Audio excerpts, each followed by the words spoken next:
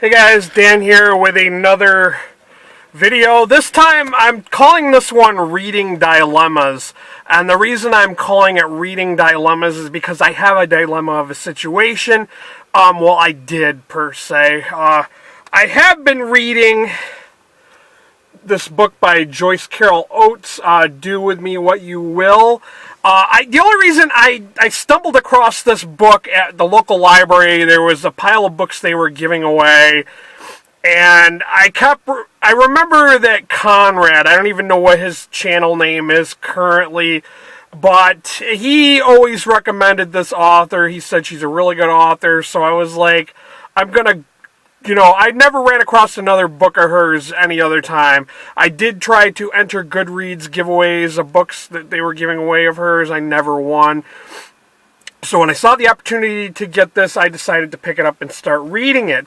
Of course, it's like 500 some odd pages, so it's been like one of those books I've been kind of struggling to read.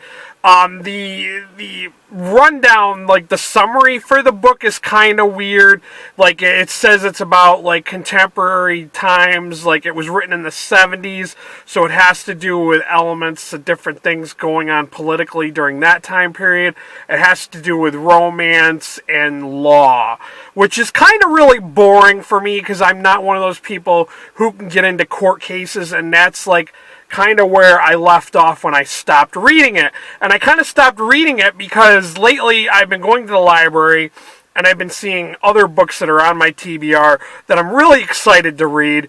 But as much as I've been struggling to read this book, like I don't want to DNF it. Like, and if, for those who do not know, DNF means did not finish.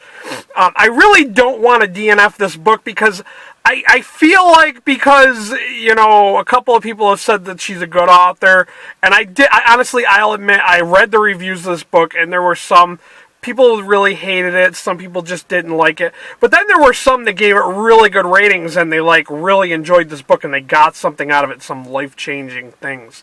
So I'm kind of wondering, like, well, I don't want to DNF this book because what if I am missing out on some kind of philosophical, like, deeper meaning that I just haven't gotten to because I'm only like a third of the way into the book. And that's my dilemma, because I don't know if I should just DNF this book. Right now, currently, I have put it on hold. I'm not going to read it. I've decided to pick up and read The Boy on the Bridge by Mike Carey, or M.R. Carey. This guy is the guy who wrote the Girl with All the Gifts.